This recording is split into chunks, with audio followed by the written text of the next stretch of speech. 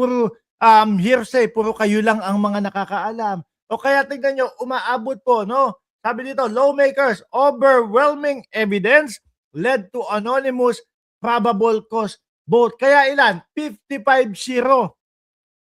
Mga bossing, 55-0 ang nagsasabi na dapat tumuloy yung impeachment to, mga kababayan. Hindi ho yung basta hula-hula lang, hindi lang yung basta. Eto, sinabi kasi na ang Vice Presidente ay naglustay ng pera. Ano ebidensya? Wala po eh. Meron. Di ba? Yung mga hindi maipaliwanag na mga confidential funds. Ang Vice Presidente ay pinagbantaan ng buhay ng Pangulong Bongbong Marcos, asawa niya, at ng pinsan niya. May ebidensya ba? Meron. Tayo po, mga nakita natin iyon, mga kababayan. Ganun ang pagkakaiba, mga boss chief amo, sir. No?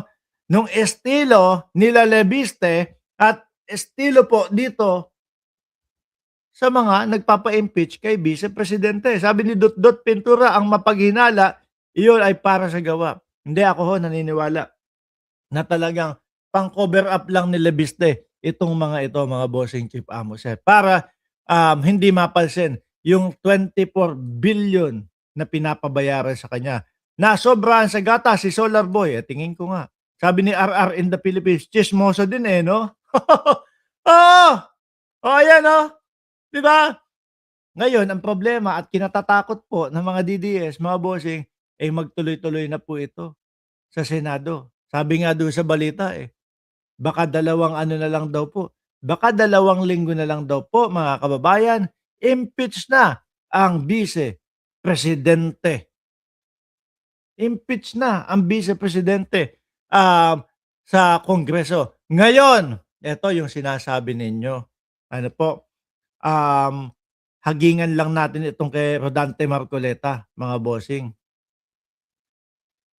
Ayon po dito sa 1TV Philippines, mga kababayan, sabi dito ni Panfilo Lacson, no, na chairman ng Blue Ribbon Committee, mga bossing, imbestigahan din si Marcoleta sa flood control. Lacson, aray ko po, mga besh. Bago ako matulog kagabi, naririnig ko si si Rodante Marcoleta Parang meron siyang privilege speech na iniidolo ko po dati. Parang inuuto si Lacson, mga kababayan. Hindi kaya dahil dito yon? Dahil matutunghayan, malalaman o mabubunyag ho, mga boss chief amo, sir, na may connection din yung isang Rodante Marcoleta sa mga flood control. Aba, bagito pa sa Senado ito O baka dahil nung congressman pa siya. Ano ho? Nung sa mga diskaya, mga boss chief amo, sir, merong nailabas na pagsulat, no, inilathala po si Montulfo, mga boss chief amo, sir.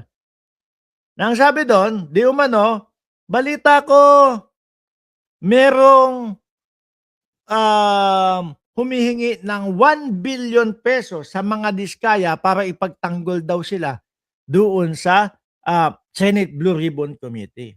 At nag-end daw ho yun, kung di ako nagkakamali, no, ng 120 million, mga kababayan. O ngayon, sabi ko, kung ano man, kung totoo man yun, mukhang kilala ko yung palaging nagtatanggol sa mga diskaya.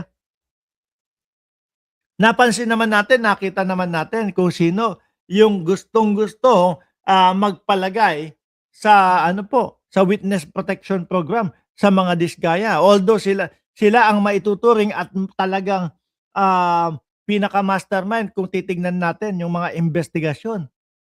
Di ba? So ngayon, sabi ko, tapos ito pa, kung maalala nyo, si Marcoleta ayaw pumayag na magsauli. No? Ang mga diskaya ng pera. Bakit daw kinakailangan magsoli muna bago maging witness protection program? Ay natural. Diyan mo makikita kung talagang sincero sila, mga bossing, di ba? Sabi ni MBTV, kaya ayaw pasoli kasi yung binigay sa kanya baka bawiin din. Isa din yan sa naisip ko. Pasensya ka na, Rodante Marcoleta, ha. Siyempre, ano kami, pinag-aaralan namin at tinitingnan namin yung mga bawat galaw niyo. Hindi ano, mawawala na tumakbo sa isip namin yung mga ganyan. Ngayon, eto, ibinunyag ni Senador Panfilo Lacson, chairman ng Blue Ribbon Committee, na kabilang si Senador Rodante Marcoleta, hindi ka na safe, boy!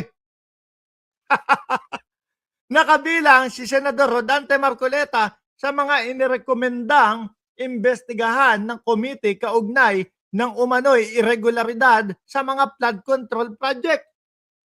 Oh, ayon kay Lacson, naisumite na rin ang mga bagong ebidensya. Patay ka, boy! May mga ebidensya sa Office of the Ombudsman at Department of Justice. Baka kaya maingay yung anak doon sa Kongreso. Maingay si Rodante Marcoleta sa Senado. Dahil kabado sa mga ganito. Eto yung mga kadalasang sinasabi mga boss chief sir ng mga DDS. How to say martial law in silence. Ang putik na yan, meron pa kayong mga nalalaman mga martial law. Sabi, pinoprotektahan si Pinky. May pinoprotektahan daw. Wag kami, all of the above government agencies right now are political weaponry of the present administration. Yan sinasabi ng mga DDS. Bakit wala kayong masabi o wala silang maidepensa para doon sa kanilang mga iniidolo? Bakit para puro wala lang? No? Martial law na. Pagbanggit nyo yan doon sa doon sa ngungo nyong vlogger. Di ba? Kasi puro ganyan lang naman yung mga sagot nila eh. Kung papansinin nyo po, mga kababayan, yung mga ganitong issue, political. Pero kapag ka nag-response, nag-reply yung mga DDS, ang balik yung hahamakin ka, kung ano-ano ang mga sasabihin sa iyo. Di ho ba? Naku, sandali. Mother's Day pala sa linggo. Biglang pumasok sa isip ko. Tatapusin ko na yung vlog ko. Kailangan ko pumunta doon sa Diamond Store, no? Kailangan ko bumili ng regalo. Magpapaalam na ako. Biglang pumasok sa utak ko eh. Kailangan, hindi pwedeng wala. Yari, no? Mga bossing, paalam muna, ha? Babawas ako doon sa binigay sa aking maleta. Babawas ako ng pera doon sa binigay sa aking maleta. Ireregalo ko sa misis ko. Paalam.